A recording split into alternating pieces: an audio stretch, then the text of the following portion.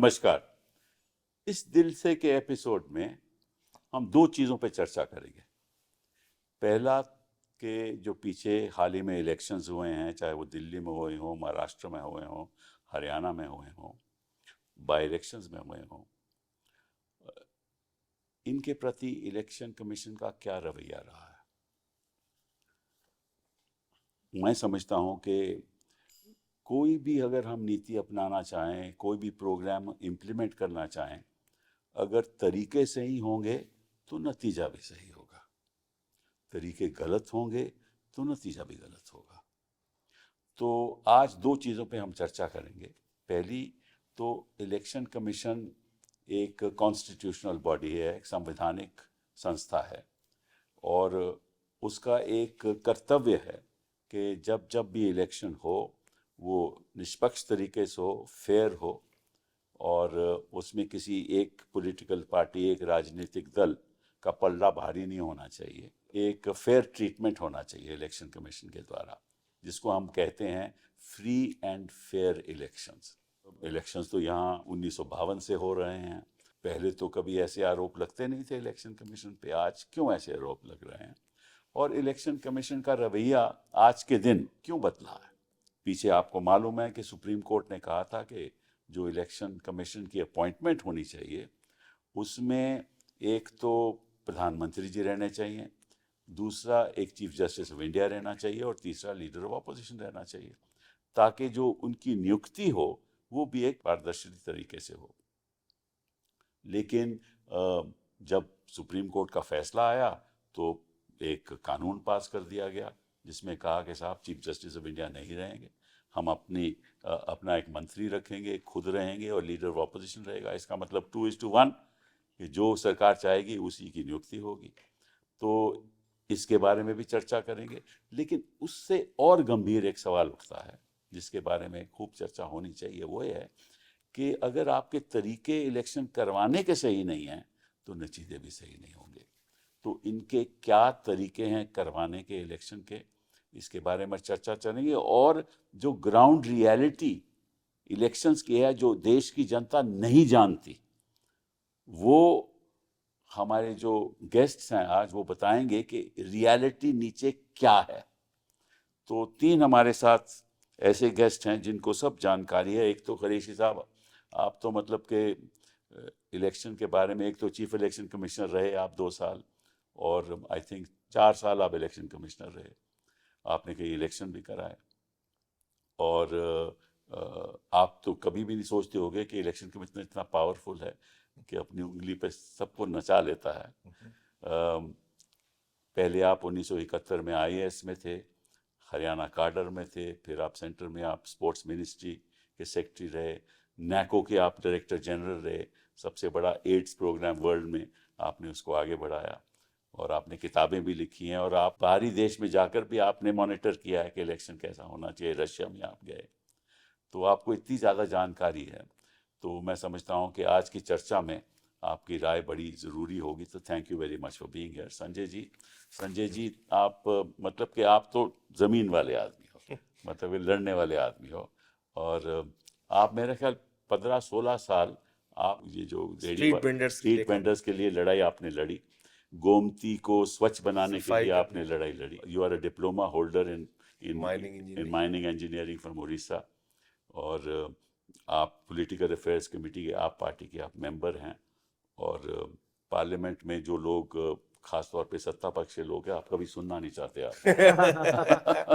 ये भी बात सही है क्योंकि जो तथ्य आप बताते हैं उनको अच्छे नहीं लगते। तो thank you very much for being here. Dipendra of course belongs to a most illustrious family. आपके ग्रैंडफादर कंस्टिट्यूएंट असेंबली के मेंबर थे, और आपके पिताजी तो सभी को जानते हैं, Bhupendra ji, the big leader from Haryana. 4 बार आप मेंबर ऑफ पार्लियामेंट रह चुके हैं, कुछ बाई इलेक्शन में। This is the fifth term in parliament. That's amazing. You are at one time the youngest member of parliament, ठीक है ना, जब पहली बार आप बाई इलेक्शन में चुनकर आए थे, ठीक है ना, 2005 की 2005 में। हाँ, तो देयरफॉर यू आर, आप अनफॉर्चुनेटली, हम तो सोचते थे कि हरियाणा में आप लोग जीतोगे, लेकिन आप क्यों हारे, कैसे हारे, किस वजह से हारे, और आप पार्टी कैसे हारी अभी दिल्ली के चुनाव में, ये सब हमें बताएंगे आप लोग। तो thank you very much for being here. Certainly. सबसे पहले ये बताइए, सुप्रीम कोर्ट ने अगर कह दिया कि पारदर्शिता के साथ नियुक्ति होनी चाहिए इलेक्शंस कमीशन में, उसमें chief justice of India member होना चाहिए, तो इन्होंने कानून पास कर दिया और सुप्रीम कोर्ट कुछ कर नहीं रही। आपके हिसाब से, आप तो इतने एक्सपीरियंस्ड हो, what do you think about it? देखिए, पहले तो मैं इसमें एक करेक्शन करना चाहूँगा कि सुप्रीम कोर्ट ने ये नहीं कहा कि कोलिजियम बनाओ।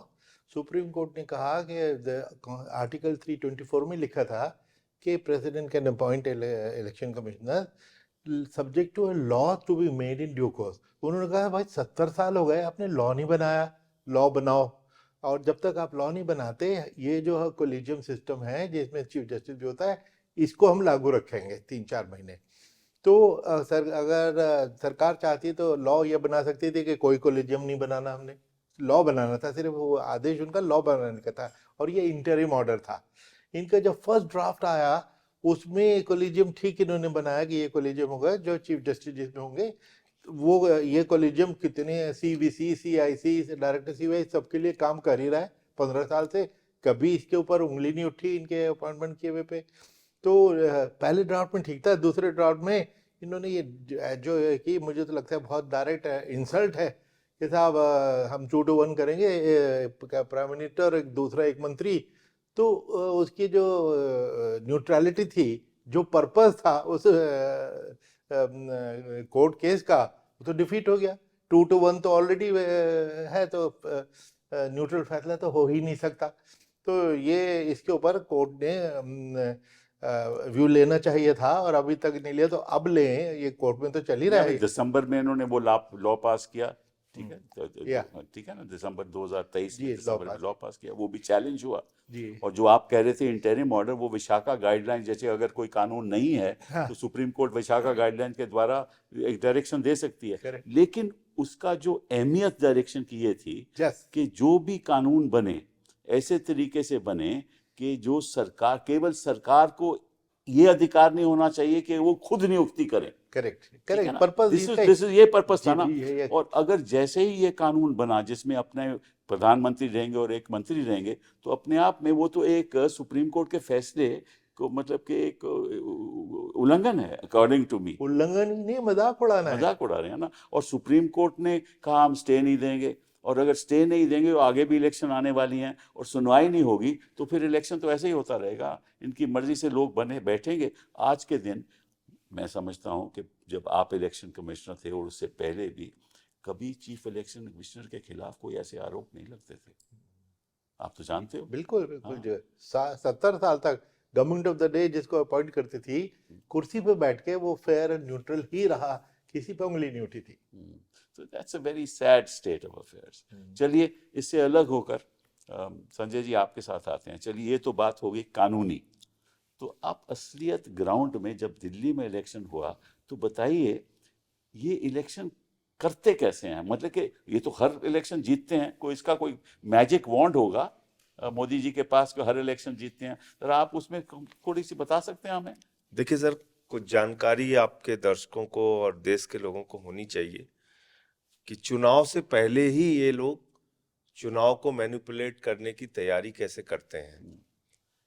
दिल्ली में बहुत सारी असेंबलीज ऐसी हैं जहां पे इन लोगों ने नाम कटवाने की एप्लीकेशन दी। जनकपुरी में 6,247, संगम बिहार में 5,862, आरके पुरम में 4,285, पालम में 4,031, द्वारका में 4,013, तुगलकाबाद में 3,987, ओखला में 3,933, करावल नगर में 2,957, लक्ष्मी नगर में बट ये तो 2,147। कानून तो ये कानून के द्वारा हो अब सकता है। इसमें मजेदार बात आपको आगे बता रहा हूँ। अब इसमें जो इन्होंने जो नाम कटवाने की एप्लीकेशन दी है, वो दी है शाहदरा में भारतीय जनता पार्टी के एक कार्यकर्ता ने, क्योंकि वो उसका डिटेल आ जाता है कि किसने एप्लीकेशन दी वोटर डिलीशन के लिए। तो उसने, एक कार्यकर्ता ने बीजेपी के 11,008 लोगों के वोट कटवाने की एप्लीकेशन दी। एक कार्यकर्ता ने 11,008 लोगों के वोट कटवाने की एप्लीकेशन दी। जनकपुरी में 24 बीजेपी के कार्यकर्ताओं ने, और ये हम लोगों ने ऑन रिकॉर्ड पकड़ा और इलेक्शन कमीशन से मिल के बताया कि ये जो एप्लीकेशन देने वाले लोग हैं, इनकी जो पृष्ठभूमि है, ये भारतीय जनता पार्टी के जुड़े हुए लोग हैं, भारतीय जनता पार्टी के बाकायदा पदाधिकारी हैं। 24 कार्यकर्ताओं ने 4,874 वोट कटवाने के लिए एप्लीकेशन दी। तुगलकाबाद में 15 कार्यकर्ताओं ने 2,435 वोट कटवाने के ये सिर्फ बीजेपी के कार्यकर्ता हैं? बीजेपी के कार्यकर्ता सर, इसके अलावा मैं कुछ नहीं बता रहा हूं आपको। और एक बूथ है तुगलकाबाद में, बहुत इंटरेस्टिंग है ये जानना कि बूथ नंबर 117, जिसमें कुल वोट है 1337। उस 1337 वोट में से 554 वोट यानी कि 554 वोट्स कटवाने के लिए 2 बीजेपी के कार्यकर्ताओं ने एप्लीकेशन दी एक बूथ पे। अच्छा। पालम में 9 बीजेपी के कार्यकर्ताओं ने 1641 वोट कटवाने की एप्लीकेशन दी। राजौरी गार्डन में 6 बीजेपी के कार्यकर्ताओं ने 571 वोट कटवाने की एप्लीकेशन दी।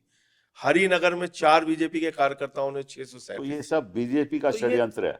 तो ये तो प्लानिंग के तहत प्लानिंग के कर रहे तहत थे ना। मैं एक सवाल कर लूं इस आप बीच में? प्लीज बताइए संजय जी के ये जो आपने बताया ये तो वाकई बड़ी शॉकिंग फिगर्स हैं।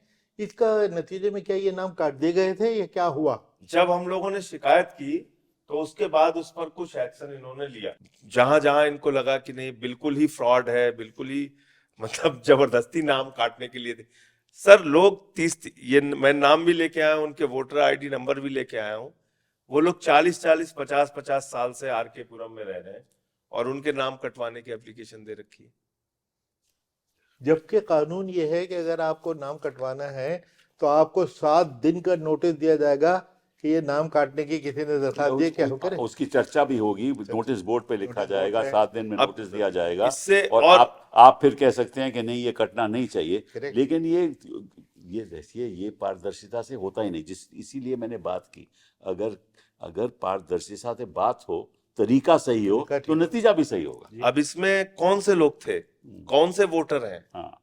जिसकी हमने शिकायत की जाके?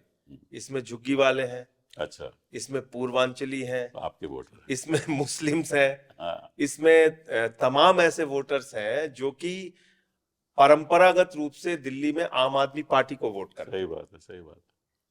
तो जब हमने इनको पकड़ा, जब हमने जाके शिकायत की तो उस पर कुछ हद तक रोक लगी। फिर एक और इंटरेस्टिंग जानकारी, ये बात आपने हाउस में नहीं रखी? हाउस में भी रखी सर। तो फिर हाउस में ऑन रिकॉर्ड रखी तो फिर? चिल्ला के खड़े हो गए, कहने लगे नड्डा साहब की ये सब रोहिंग्या आए हैं, बांग्लादेशी हैं। तो हमने कहा भाई राम सिंह नाम का व्यक्ति, मैंने नाम पढ़ा, बांग्लादेश मैं नाम पढ़ दे रहा हूँ, मैं नाम भी पढ़ दे रहा हूँ सर। मैंने नाम पढ़ा वहां पे, मैंने कहा कि इनका नाम राम सिंह है, एक का नाम छोटेलाल वर्मा है, एक का नाम सोनिया है, फिर संजय नाम का एक व्यक्ति है, शिवानी है, रामफल है, सुदेश है। ये सारे वोटर आईडी में लेके गया था नंबर इनके। मैंने कहा कि ये रोहिंग्या है कि बांग्लादेशी हैं, कौन है भाई ये सोनिया, सुनीता, ये रामफल, नाम ये बदल भी सकते हैं ना लोग? नहीं सर, उनके वोटर आईडी है, 40-40 साल से रह रहे हैं। तो अच्छा, और मजेदार बात मैं आपको बताऊं। अब आ जाइए कि ऐसा तो शायद अगर मैं समझता हूं कि ये मोदी जी की सरकार के अलावा किसी भी सरकार में हुआ होता तो मंत्री का इस्तीफा हो जाता सर। मैं आपको अब जो डिटेल बता रहा हूं, प्रवेश वर्मा पूर्व सांसद है, रहते अपने ही उसी घर में है जी हाँ। जो सांसद के लिए अलॉट हुआ था। इनके नाम पे लोकसभा में 3 वोट थे, 32 वोट बढ़वाने की इन्होंने एप्लीकेशन दी। अच्छा। इसके बाद कमल संदेश एक अखबार है आरएसएस का, तो उसमें पहले लोकसभा के चुनाव में 2 वोट थे, अभी 31 वोट इन्होंने बनाने की एप्लीकेशन दी। सीपी जोशी साहब के यहाँ पे 3 वोट थे, 27 वोट बनवाने की एप्लीकेशन दी।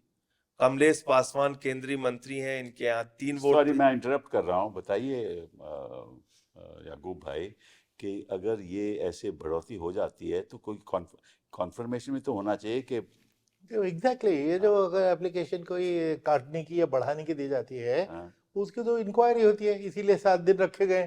तो वहाँ पे कोई आदमी में जाएगा, डोर टू डोर जाके चेक करेगा, पड़ोसियों से पूछेगा, कटवाना है तो पड़ोसियों तो से कौन पूछे। तय करेगा कि कैसी इंक्वायरी हो कैसी नहीं हो? नहीं, ये तो सारे रूल तो निर्धारित है पूरे रूल्स तो इंडिया में। हैं, अगर अगर रूल्स को लागू नहीं होंगे, लागू हाँ, नहीं करेंगे, तो तो जो मैंने बोला कि अगर तरीके ही गलत होंगे तो ऐसे धांधलेबाजी तो होगी राइट ना। राइट, नहीं लेकिन वो तो फिर मैनेजमेंट का इशू होगी ना। एक जमाने में 20 साल पहले इलेक्शन मैनेजमेंट बिल्कुल खराब था। अब अगर तभी तो चीफ कोई डीएम कोई एसपी परवाही ना करे तो तभी तो राजीव कुमार जी के ऊपर आरोप लगे जी कि अगर ऐसे इलेक्शन होंगे तो निश्चित रूप से नतीजे भी वैसे ही होंगे। नतीजे वैसे होंगे। सर दो पंकज चौधरी केंद्रीय मंत्री हैं, उनके यहाँ पे 26 वोट, इनके पास इनके नाम पे 2-3 वोट थे लोकसभा में। ऐसे ही जयप्रकाश बीजेपी के एमपी हैं, 25 वोट उनके यहाँ। एक एक्स एमपी हैं, 25 वोट उनके यहाँ। एक बीजेपी के चलिए, ये तो खैर तो ये तो ये साफ जाहिर ये है। डिटेल है। और इसमें एक और मजेदार है, बीपी हाउस आपने देखा ही होगा। जी हाँ। बीपी हाउस में 2 कमरे होते हैं। वहां एक पता है 421 बीपी हाउस, वहां 2 कमरे के मकान में 28 वोट। ये 212 बीपी हाउस 2 कमरे के मकान में 24 वोट। विठल भाई पटेल, हाँ इसमें तो सर्वेंट क्वार्टर्स भी नहीं होते। बिल्कुल तो बिल्कुल। मतलब मैं ये कह रहा हूं कि इसमें क्या समझने और जानने में कहीं कोई आपको लग सकता है कि, और ऐसी हेराफेरी पूरी दिल्ली में इन्होंने की होगी। ये तो मान लीजिए नई दिल्ली विधानसभा का जी हाँ, जी हाँ। हम लोगों ने पकड़ा। अच्छा, एक और मजेदार है यहाँ पे, लास्ट बस मैं इसको पढ़ रहा हूँ। एक है A226 C31, ये कालीबाड़ी मार्ग करके एक एड्रेस है, जो ये एड्रेस ही नहीं मिला हम लोगों को, और इसमें 18 vote. JJ cluster SAD camp Laxmibai Nagar Sarojini Nagar 14 vote. कोई ऐसा एड्रेस नहीं मिल रहा है। तो ऐसे ऐसे बनाया वोट। अब आप इसमें लापता वोटर। तो इसमें आप क्या कर सकते हैं? मतलब आप ये जो हम लोग समझ रहे हैं, कई बार ईवीएम के ऊपर ज्यादा फोकस रहता है, लेकिन ये एक नई धांधली का तरीका मुझे लगता है कि इन्होंने शुरू किया है कि वोट कटवाइए तो वोट बढ़वाइए। वोट बढ़वाइए, और एक और चीज करते हैं, वोट शिफ्ट कराइए। Correct correct. आप अपना वोटर आईडी लेके पहुंचे कि साहब हमारा इस बूथ पे वोट है, बोले नहीं नहीं साहब आपका तो वोट ही नहीं है यहाँ पे, आप तो वहां पे हैं। तो वोटर शिफ्टिंग भी एक अलग तरीके का है कि भाई। इसमें और कई चीजें हैं जिस पे हम चर्चा करेंगे। अभी जरा हरियाणा की बात सुने कि आप कैसे, मतलब कि लोग कहते हैं कैसे आप चुनाव जीते, तो मैं आपसे पूछना चाहता हूँ आप कैसे चुनाव हारे। नहीं, सही बात है। पहली बात तो जो संजय भाई ने कहा, ये शिफ्टिंग वाले में मैं एक रिसेंट उदाहरण दे रहा हूँ। ये हरीश रावत जी की वोट भी अभी उत्तराखंड में हमने खबर देखी, हमारे पूर्व मुख्यमंत्री हैं, उन्हीं की वोट शिफ्ट हो गई थी। तो उनको ही अपनी नहीं पता चल रही थी कहाँ पे वोट है। तो आप इस बात का अंदाजा लगा सकते हैं। तो ये इन्होंने जो सारे, पहले तो मैं वहीं से शुरू करता हूँ कि ये जो मैं एक डेटा नहीं उसको रखूँगा, लेकिन वोट कटवाने के लिए और वोट बढ़वाने के लिए हरियाणा में भी हमारी बहुत से विधानसभा क्षेत्रों में, मैं एक पर्टिकुलर एग्जाम्पल देना चाहूँगा, बड़कल विधानसभा क्षेत्र, जहाँ मात्र कुछ हज़ार वोट से चुनाव हारे, 2-2.5 हज़ार वोट से हारे। वहाँ पर ये तो कई विधानसभा क्षेत्रों में ये हमारे कैंडिडेट्स ने ग्राउंड रखा है, ग्राउंड लिया और इलेक्शन पिटीशन में गए हैं।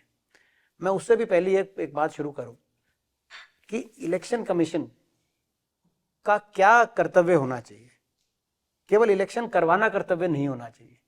इलेक्शन कमीशन का कर्तव्य यह होना चाहिए कि लोगों में एक विश्वास बना रहे उस सिस्टम पे कि ये जो चुनाव हो रहे हैं ये बिल्कुल निष्पक्ष चुनाव हो रहे हैं। और केवल सत्ता दल वाले लोग हैं उनका विश्वास ही नहीं, ये चाहे विपक्ष में हो चाहे किसी भी राजनीतिक पृष्ठभूमि से हो, हर व्यक्ति का विश्वास होना चाहिए। और ये जिम्मेदारी इलेक्शन कमीशन की ही है कि अगर वो साख कहीं कम हुआ है देश में आज, उस साख को दोबारा से इलेक्शन कमीशन कैसे ले। और ये कम होने के कई कारण है। आपने हरियाणा का एग्जाम्पल दिया, मैं कई कहते हैं ज़्यादा डिटेल में ना जाके मगर कुछ एग्जाम्पल देता हूँ। पहली शुरुआत जब इलेक्शन की हुई हरियाणा में, सबसे पहले डेट्स कैसे बदली गई, किस किस को पता था कि डेट्स बदली जा रही हैं। हरियाणा का इलेक्शन महाराष्ट्र के साथ होता है हर बार, महाराष्ट्र हरियाणा झारखंड एक साथ होते हैं। और ये कहा जा रहा था कि 400 पार का नारा और 240 वो में, तो कह रहे हैं वन नेशन वन वोट, और हाँ, ये कह रहे हैं 1 नेशन 1 पोल की एक साथ होने चाहिए। तो ये तो एक साथ थे 3 इलेक्शन। लेकिन हमारी पार्टी अपने तरीके से सही इलेक्शन के टाइम के अनुसार अपनी प्रक्रिया में तैयारी कर रही थी। हम देख रहे थे कि भाजपा वालों ने अपनी सारी बैठ के पहले सब तो हमें ये अंदाजा नहीं था अपने सुविधा अनुसार कि भाई 1 महीना पहले इनको रॉन्ग फुट में पकड़ा जाए, इलेक्शन पहले डिक्लेयर हो गए, उसके बाद आप अंदाजा मानिए फिर 5 दिन इलेक्शन आगे किए कि भाई ये कोई हॉलीडे पड़ गई। हमने कहा हॉलीडे जो है हरियाणा के अंदर, वो हॉलीडे का तो फायदा है क्योंकि हरियाणा में से बहुत लोग दिल्ली आते हैं काम करने। हॉलीडे मतलब वो घर पे होंगे, अपनी वोट ज्यादा परसेंटेज, हॉलीडे का कभी हरियाणा में इशू नहीं है, लाखों लोग दिल्ली आते हैं। हमने कहा कि हॉलीडे, लेकिन वो कहा कि अब ये नहीं, अब 5 तारीख को कराएंगे, जैसे जो चल रहा है ना कि 5 तारीख हरियाणा में भी पोलिंग, 5 तारीख दिल्ली में भी, गिनती 8 तारीख हरियाणा में भी, दिल्ली में भी, और 48 बीजेपी की 2000 सीट। खैर मैं उसमें नहीं जाऊंगा, लेकिन पहले 1 तारीख हुई, फिर 5 तारीख हुई। तो पहले तो डेट अपने जो, और इसमें हमने विरोध किया लिखित कांग्रेस पार्टी ने कि हम इसे सहमत नहीं है। तो एक भाजपा ने कहा कि नहीं है, डेट तो चेंज का ठीक है, और दूसरा उन्होंने सपोर्ट करा लिया। वहां पे INLD जो लोकदल जो पार्टी है उनसे चिट्ठी लिखवा ली उन्होंने। तो एनीवे पहली बात। दूसरी बात, चुनाव में ये वोट वाली जो बात है ये व्यापक आई। मैं EVM पे मैं भी नहीं जाना चाहता क्योंकि EVM पे लेके भी जो प्रश्न चिन्ह है उनका जवाब जो है कानूनी प्रक्रिया के तहत दिया जाना चाहिए। लेकिन इस बात से कोई दो राय नहीं है। प्रश्न चिन्ह उठे, क्यों उठे? कि हरियाणा में जब तक बैलेट्स की गिनती हुई, पोस्टल बैलेट्स में हरियाणा में कांग्रेस पार्टी 90 में से 76 सीटों पे आ गई, और आज तक का ये इतिहास रहा है जो पोस्टल बैलेट हमेशा दूसरी पार्टी वही। लेकिन जैसे ही उसके बाद 10 बजे के बाद EVM आई, EVM पे कांग्रेस पार्टी पीछे हो गई। मैं एक बड़ा आपको ये ऐसा अचंभे वाला आंकड़ा मैं बताना चाहता हूं जो हरियाणा और दिल्ली दोनों के विषय में। हरियाणा में it is a photo finish, जैसे आपने देखा कांग्रेस पार्टी के 39.5% वोट हैं हमारे कांग्रेस पार्टी, और भाजपा के 39.9%। हम 0.5% से भी लेस से 10 सीटें हार गए हमारे, और 11 सीटों का फर्क है, उनके 48, हमारी 37। और दिल्ली के अंदर मेरे ख्याल 2% का दिल्ली में फर्क है, 2-2.5% का, और मात्र 2% वोट शेयर के डिफरेंस से इनकी जो सीटों का डिफरेंस है वो 26 सीटों। तो यानी कि हरियाणा में लगभग 60 लाख मतदाताओं ने दोनों पार्टियों के लिए वोट दिया, 22,000 वोट का फर्क। लेकिन वो 22,000 वोट कहने का मतलब है दोनों प्रदेशों में इतना नैरो जब इलेक्शन होता है तो सीटों का गैप इतना नहीं आता, लेकिन कहीं ना कहीं उन्हीं सीटों पे भाजपा को वोट मिली जहां उनको जरूरत थी, जहां नजदीकी मुकाबला था। बाकी जहां सीट हम जीत रहे थे कांग्रेस या आम आदमी पार्टी, वो और हम कंफर्टेबल जीत रहे थे। लेकिन क्लोज सीटों पे दोनों प्रदेशों के अंदर ऐसा होना जो है एक ठीक है, इसको आप कोइंसिडेंस भी कह सकते हैं, लेकिन ये प्रश्न चिन्ह जो लोगों के दिल के दिमाग के हेल के अंदर ये तो एक एनालिटिकल मामला है, क्योंकि वोटर परसेंटेज एक कंस्टिट्यूएंसी से नहीं गिनी जाती है, तो ओवरऑल वोट परसेंटेज होती है ना, कहीं में ज्यादा पड़ेगी, किसी में कम पड़ेगी, लेकिन तो वो बड़ा मुश्किल है कहना। लेकिन जो इन्होंने बातें रखी हैं, जो आपने पहले भी बातें रखी हैं, कि जो धांधलेबाजी हो रही है वो ग्राउंड में इतनी ज्यादा हो रही है कि लोगों का विश्वास इलेक्शन प्रति और इलेक्शन कमिशन के प्रति उठ रहा है। देखिए सर, इसमें मैं एक और चीज जो ये जो आप कह रहे हैं ना, सही है कि कहीं ज्यादा कहीं कम। हरियाणा के इलेक्शन की इलेक्टोरेट और वोटिंग बेस तो सिमिलर रहा है। पिछले चुनाव में भाजपा और कांग्रेस के वोट शेयर के डिफरेंस में हमारे 26 थी, इनकी 38 थी, 12% का फर्क था, और सीटों में 9 सीटों का। इस बार वोट शेयर में डिफरेंस 0.4% और सीटों का डिफरेंस 11 सीटों का बढ़ गया। पिछली बार 12% वोट का डिफरेंस था। तो कहने का मतलब ये एक मिराकुलसली उन सीटों पे इनको वोट मिली जहां, और ये दोनों जगह। अच्छा, अब इसमें मैं उसको थोड़ा सा और EVM की बात करता हूँ। EVM पे क्योंकि प्रश्नों के उत्तर कानूनी प्रक्रिया के तहत से इसको देने का कर्तव्य है। बहुत से प्रश्न उठे हरियाणा के अंदर EVM पे, आपने देखा होगा कि 99% बैटरी आई। EVM की जो CCTV फुटेज जो थी, जहाँ पे इवेंट की स्टोरेज थी 40-40 मिनट तक, वो गायब थी कई जगह। बहुत से हमारे हरियाणा में रिकॉर्ड 22 इलेक्शन पिटीशन में कैंडिडेट्स गए हैं सेकंड और थर्ड नंबर के, जो कभी इतने नहीं गए। तो यानी कि उम्मीदवारों का जो है कि अभी धरातल से जो आप कह रहे हैं कि धरातल में तो इतने उम्मीदवारों का भी कहीं ना कहीं विश्वास नहीं बना, जो नतीजा आया, तभी वो उन्होंने कोर्ट का सहारा लिया। उसमें एक सरप्राइजिंग बात ये आई, जब सुप्रीम कोर्ट का एक जजमेंट है कि 5% पोलिंग बूथ के आप ईवीएम्स को वीवीपैट से, जो बीयू, सीयू और एसएलयू होता है, वो आप वीवीपैट से मैच कर सकते हैं। ये अपना कहते हैं कोई भी प्रत्याशी सेकंड और थर्ड नंबर पे आया वो जा सकता है और कर सकता है। सही बात। अब ये 2024 की जजमेंट है, इसी साल की। अब जो कैंडिडेट्स गए, उन्होंने एप्लीकेशन लगाई, इलेक्शन कमीशन ने कहा कि हाँ ठीक है कराइए, और वो जब वो इलेक्शन जो अपना निकाला ईवीएम, तो ईवीएम निकाल के उन्होंने कहा कि अब हम क्या करेंगे कि सारे डेटा को इरेज करेंगे पहले, और मॉक पोल से टेस्ट कराएंगे कि जिसकी वोट है वो ठीक जगह जा रही है। जो पुराना डेटा जो 5% ये मशीन निकली, ये कैसे कर सकते हैं? ये तो वही कहानी हो गई कि आप किसी एग्जामिनेशन में अगर आप थोड़े बहुत मार्क्स से रह गए, आपने उसको अपना कहते हैं रीचेकिंग के लिए लगा दिया, वो कह रहे हैं कि जी रीचेकिंग नहीं, आप एक काम करो दोबारा से पेपर दे दो। तो अब वो तो रीचेकिंग तो उसी की होगी, आप नए सिरे से, तो ये मतलब जो है, तो ये जब इसको लेकर सुप्रीम कोर्ट में फिर गए हमारे जो पेटिशनर्स, और सुप्रीम कोर्ट ने कहा कि इलेक्शन कमीशन कहा भी सुप्रीम कोर्ट ने कि भाई ये आप इनको करो, तो मगर आगे अभी उस पर भी कार्रवाई उस पर हुई नहीं। इसके अलावा जैसे मैंने कहा इलेक्शन कमीशन में एक और चीज़ है, इलेक्शन कमीशन में जो कहते हैं बहुत से हैं, बहुत से प्रश्न उठते हैं, बहुत सी जो कैंपेन हमारे देश में हम देख रहे हैं वो, और campaign ads, social media campaign, social media ads religious ground पे, क्योंकि ये भी एक मैल प्रैक्टिस में आता है। हमारे कई इलेक्शन पिटीशन इस पे भी हैं जो रिलीजियस ग्राउंड पे। मैं कोशिश प्रयास, आज की जो चर्चा ये है हाँ जी, कि हाँ जी। ग्राउंड रियलिटी में होता क्या है। हाँ जी। जैसे आपने बताया वो ठीक बात है, लेकिन ये जो इलेक्शन धर्म के आधार पे वोट मांगना, ये एक अलग चर्चा है। चलिए वो तो एक मगर ये भी मैल प्रैक्टिस में आता है कि वो रिलीजियस तो एंड अलग- कास्ट लाइन पे। उसमें क्या है, उसमें पिटिशन फाइल होती है, 5 साल निकल जाते हैं, नया इलेक्शन ठीक है, आ चलो जाता इसको- है, उसमें कुछ नहीं होने चलो वाला। इस बात को- इस समय हम चाहते हैं कि अच्छा, जनता ये जाने कि ग्राउंड रियलिटी पे ये लोग कैसे इलेक्शन अच्छा, कराते हैं और हमारे जो कैसे इलेक्शन कमीशन नजरअंदाज करता है। नहीं ठीक, हमारा एक और ग्राउंड है वो पैसा। वो भी पैसा इतना बांटा गया, नहीं ये हमारे जो, मैं तो केवल जो देखिए जो लोग पेटिशन में गए हैं, तो यानी कि उनके पास कुछ ना कुछ, उसको केवल कहने की बात नहीं है, उनके पास कुछ है तभी गए हैं। तो 22 जो मैंने कहा विधानसभा क्षेत्र, तो पैसा इतना बांटा गया, और यहाँ तक बांटा गया, वहां पे कई जगह ऐसी रिपोर्ट आ रही है कि भाई पैसे दे दिए गए, वोट डालने के साथ साथ वोट ना डालने के इंक लगा दी गई, इस तरह की एक व्यापक स्तर पे।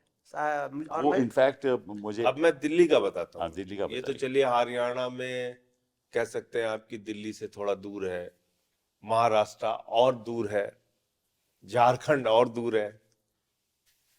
सर आपको बहुत जान के आश्चर्य होगा, जहां पर देश का सुप्रीम कोर्ट, जहां पर देश की पार्लियामेंट, जहां पर देश का चुनाव आयोग, 3 बड़ी संस्थाएं, उनके नाक के नीचे उसी के 4-5 किलोमीटर के एरिया में क्या क्या हुआ, ये भारत के चुनावी इतिहास में एक बहुत बड़ा काला धब्बा है।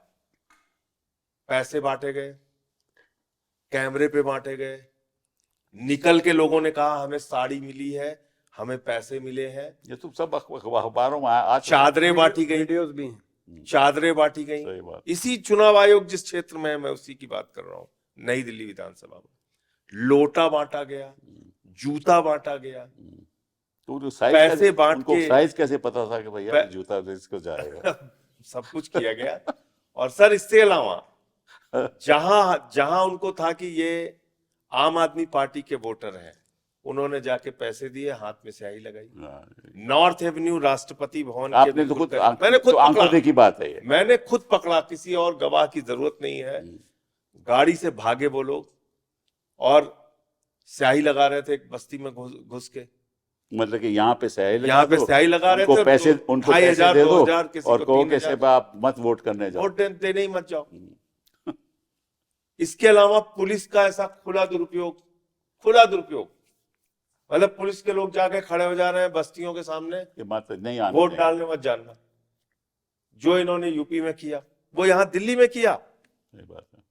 मतलब आप हरियाणा उठा भी लेते हैं। हरियाणा के किसी इंटीरियर में सोच सकते हैं, आप किसी झारखंड के एरिया में सोच सकते हैं, महाराष्ट्र में सोच सकते हैं, ये तो दिल्ली में हुआ, चुनाव आयोग के नाक के नीचे हुआ। और हम लोगों ने जा जाके बार बार शिकायत की कि भाई हमारे ये जो आरओ है, डीएम, उन पे कार्रवाई कर दीजिए, एसएचओ गड़बड़ कर रहे हैं, इन पे कार्रवाई कर दीजिए। एक बार तो मेरे आंख के आगे झगड़ा हो रहा था, मैं वहां पे मौके पर पहुंचा, तब जाके किसी तरीके से मीडिया वगैरह पहुंची तो जाके रुके। पार्लियामेंट से 200 मीटर की दूरी पे, जहां पे आपका प्रेस क्लब है, उसके ठीक सामने झुग्गी बस्ती में। हमारे यहाँ तो एक दो कॉन्स्टिट्यूएंसी ऐसे चल रहा है। पुलिस के संरक्षण में बंटवाया जा रहा था। वो तो भिवानी है, में वो तो भिवानी में एक administration- कॉन्स्टिट्यूएंसी है। हाँ नहीं, एक तो जो ये दोनों हमारे दोस्तों ने बातें कही वो तो सब अपनी जगह बिल्कुल ठीक है, उनकी इंक्वायरी होनी चाहिए। मैं आपकी इजाज़त से डेविल्स एडवोकेट बनना चाहूँगा, प्लीज प्लीज। क्योंकि इलेक्शन कमीशन को यहाँ कोई रिप्रेजेंट नहीं कर रहा है कि दो तीन चीज़ें हैं जहाँ पर पॉलिटिकल पार्टीज भी कोताही करती है। मैं अपने ज़माने से बार बार कहता था कि इलेक्टोरल रोल की इम्पोर्टेंस को आप लोग नहीं समझते हैं। इलेक्शन की हार जीत इलेक्शन से 6 महीने पहले इलेक्टोरल मैनिपुलेशन से हो सकती सही है, बात है। और हम लोग लाखों रुपए के एडवर्टीजमेंट देते हैं सारी जबानों में कि please check your roll, please check your roll, कोई नहीं देखता। दूसरा जो पॉलिटिकल पार्टीज की कोताही है कि हमने जब बूथ लेवल ऑफिसर का इंस्टीट्यूशन क्रिएट किया था 15 साल पहले, कि हर गांव में आप स्कूल टीचर है, आप उसको जानते हैं, वो आपको जानती है, आप उसके पास जाके पूछिए, नाम नहीं है तो फॉर्म दे देगी और आप करा सकते हैं। तो ये मकसद था। लेकिन हालांकि 10 लाख बीएलओ हमारे हैं, लेकिन हमारा प्रिंसिपल ये है कि हमारे अपने लोग हैं, हम उनको लेकिन ट्रस्ट भी नहीं करते। हम इसलिए हमने एक नया इंस्टीट्यूशन क्रिएट किया, बूथ लेवल एजेंट, और पार्टी से कहा कि हमारे बीएलओ पे निगाह रखो कि ये बेईमानी न कर जाए, किसी से न मिल जाए, बीएलए अपॉइंट करो। हम कह कह के थक गए, बीएलए नहीं अपॉइंट होते। एक पुल पार्टी ने तो जवाब ये दिया कि ऐसा हम इसलिए नहीं करते कि जब अपॉइंट करते हैं तो दूसरे लोगों को खरीद लेते हैं। अगर आप अपने वर्कर को भी अगर नहीं रख सकते, तो ये जो इलेक्टोरल रोल की जो खराबियां जिक्र की गई, आधी उसकी जिम्मेदारी के उसके ऊपर जो बार बार इलेक्शन कमीशन कह रहा है चेक करो, क्यों नहीं। एक बड़ा इंटरेस्टिंग वाक्य होता है, एक दफ़ा अरविंद केजरीवाल सीएम नहीं बने थे, ये दिल्ली में पोल हो रहा है, ये एयरपोर्ट पे गए सुबह 6 बजे, किसी चैनल ने देख के वो शुरू हो गया कि साहब ये तो इतने बड़े नेता पोल डे पे छोड़ के जा रहे हैं। तो वो उनको थोड़ी सी शर्म आई, वो वापस आ गए। अब जो वो वोट देने गए उनका नाम कटा हुआ था। तो अब हमको पसीना आया कि लोग कहेंगे कि भाई देखो वीआईपी के भी नाम कट जाते हैं, कितने इलेक्शन कमीशन नालायक है। उन्होंने फटाफट इंक्वायरी की, पता लगा उनका नाम 3 जगह था, क्योंकि वो सरकारी नौकर थे, घर बदलते रहते थे। तो हमने उनकी करेक्ट जगह बता दी। मैंने अरविंद को बुलाया, मैंने कहा अरविंद जो तुमने गलती की है, क्योंकि तुम्हारी जेब में वोटर आईडी कार्ड था, ये गलती लाखों लोग करते हैं, सही बात। तो हमारे इस पे ब्रांड एम्बेसडर बन जाओ और ये कहो कि जो मैंने गलती की आप ना करना, इलेक्टोरल रोल जरूर चेक किया करो। तो उन्होंने संकोच किया कि नहीं कि नहीं मैं नहीं बनना चाहूंगा। मैंने कहा कोई बात नहीं, लेकिन उसका बड़ा असर होता हो यही रहा है। सर की बात पे थोड़ा सा मैं क्लियर कर दूं। जब हमने ये शिकायत किया कि भाई एक बीजेपी का कार्यकर्ता 11,000 वोट डिलीट कराने की एप्लीकेशन दे रहा है और बाकी चीजों के बारे में, तो बोले कि राजीव कुमार जी ने कहा कि फिर ये रुकेगा कैसे। तो हमने कहा कि भाई जो आपके बीएलओ जाते हैं उनके साथ हमारे जो बूथ लेवल एजेंट है वो जाए। तो उसमें फिर उन्होंने इस चीज को उसके बाद अलाउ किया, जब हमने शिकायत की कि हाँ बीएलए जाए। ये पहले से नहीं किया उन्होंने। अगर पहले से आप कह रहे हैं कि ये व्यवस्था थी, तो ये अगर पहले से वो करते कि बीएलए को लेके जाते तो ये काम ही नहीं होता, ये शिकायत करने की जरूरत ही नहीं पड़ती। जो आपने बात की इसमें ये एक कानून की बात है। देखिए आपको मालूम है कि 1950 के एक्ट के अंतर्गत देयर एक सेक्शन 23(3) राइट, जो कहता है कि आप जो क्वालिफाइंग डेट, आपको क्वालिफाइंग डेट होती है किसी भी इलेक्शन की, जो इलेक्शन का रिवीजन होता है वो जनवरी 1 of a particular year revision हो जाता है। और अगर इलेक्शन अप्रैल में हो रहा हो या मार्च में हो रहा हो तो उस आधार पे होता है कि जो वहाँ इलेक्टोरल रोल है। लेकिन इस बीच नाम डिलीट भी हो सकते हैं, ऐड भी हो सकते हैं, correct, under the present law. उसी लिए ये धांधलेबाजी होती है कि ये डिलीट भी करते हैं और उसके साथ प्रोसीजर भी है कि अगर डिलीट करने जाए तो नोटिस देना पड़ता है। अगर आप ये कानून उसमें प्रावधान कर दें कि जनवरी 1 जो भी इलेक्टोरल रोल बनेगा उसके बाद ना कोई डिलीशन होगी ना कोई एडिशन होगी। डिलीशन तो कभी नहीं होगी, एडिशन हो सकती है लेकिन डिलीशन नहीं होगी। और मैं तो समझता हूँ कुछ भी नहीं होना चाहिए, लेकिन ये प्रॉब्लम ये है कि the electoral roll can be amended till the date the nomination is accepted. करें तो अभी That's the law.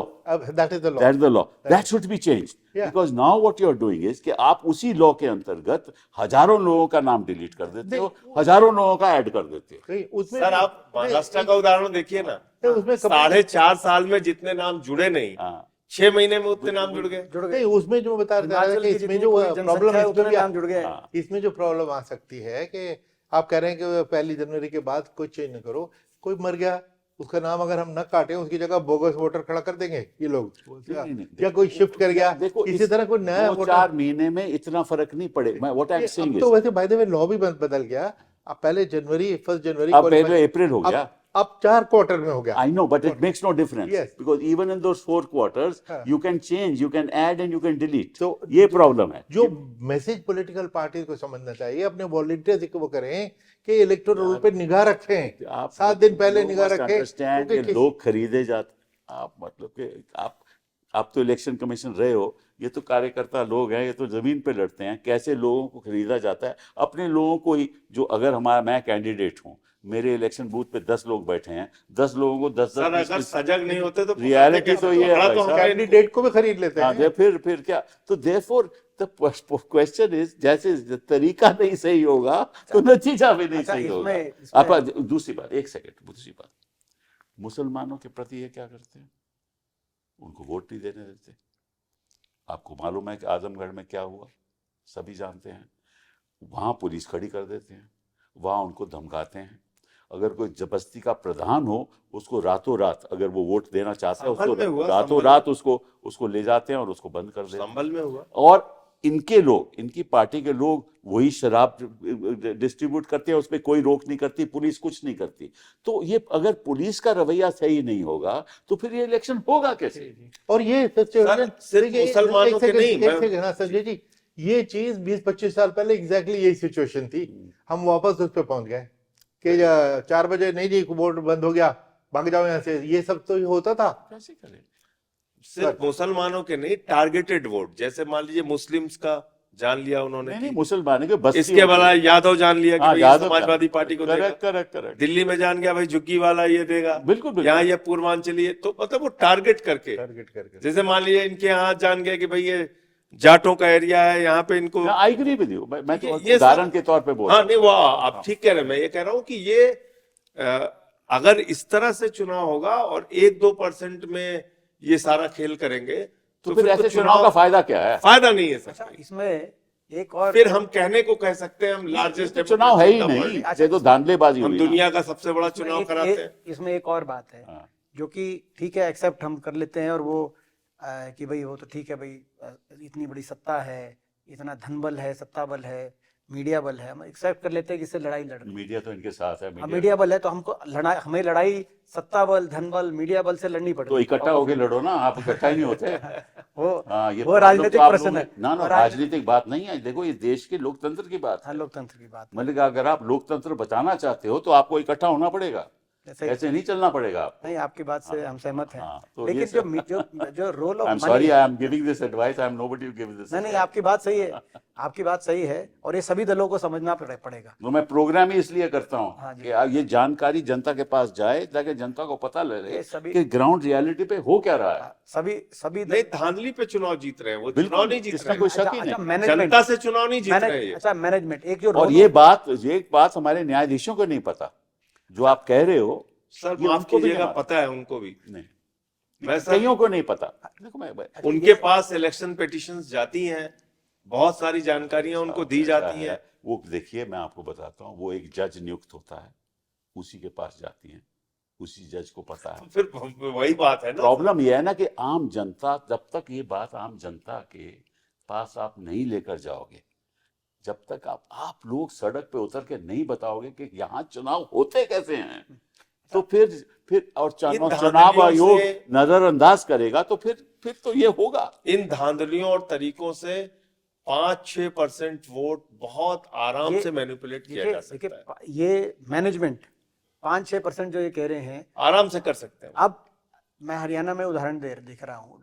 लोकसभा चुनाव में हम भाजपा से 2.5% वोट आगे थे और इसमें वहां मोदी जी का चेहरा था जो उनके वो हैं। ऐसे ही नांदेड़ के वो है जो उपचुनाव हुआ लोकसभा का, उसमें हमारे कैंडिडेट जीते वहां से, मगर नीचे किसी सीट हार गए।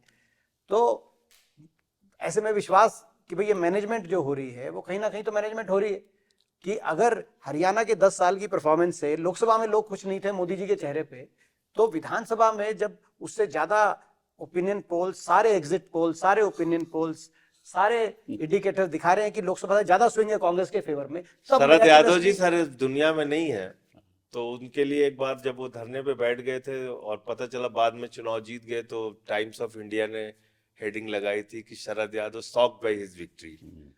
तो भारतीय जनता पार्टी खुद ही शॉक थी हरियाणा की विक्ट्री से, उनको खुद भी नहीं पता था कि वो जीत रहे हैं नहीं, चुनाव। उनको जिनको जो जिताना चाहते थे 15-20 से ज्यादा वो नहीं मान रहे थे अपनी संजय जी, जो जिताना चाहते थे उनको पता था, आम आदमी को नहीं पता था। ये हो सकता है, हाँ, ये हो सकता है। और महाराष्ट्र के अंदर इतना महाराष्ट्र के अंदर बड़ा- इतना बड़ा मैंडेट उनको मिलेगा ये भी नहीं लग रहा। किसी को भी नहीं मालूम था। मैं तो और दिल्ली में भी मुकाबला लग रहा था, ये मैं मान सकता हूं, लेकिन इतना जितना गैप आया सीटों में, दिल्ली में अंत तक हम लोगों को लग रहा था कि भाई किसी भी हालत में हमारी 45 से कम तो सीटें नहीं आनी चाहिए, और 2% वोट के मैनेजमेंट। अच्छा ये जो आपने एक और बात कही, इकट्ठे हो जाओ की बात कही आपने, धनबल पे कही आपने, हाँ। मगर द रोल ऑफ मनी, नहीं, इलेक्शन वो मैं कमीशन उस का पे क्या अलग आ रहा। कोई रोल अभी मैं अभी इसमें? उसी पे चर्चा सबको कर। पता है कि आज मैंने एक महाराष्ट्र में फोन किया, एक हमारे बड़े सीनियर लीडर हैं जो कई बार के विधायक रहे, कि क्या चल रहा है महाराष्ट्र में, पता इलेक्शन के यहाँ लक्ष्मी वर्षा चल रही।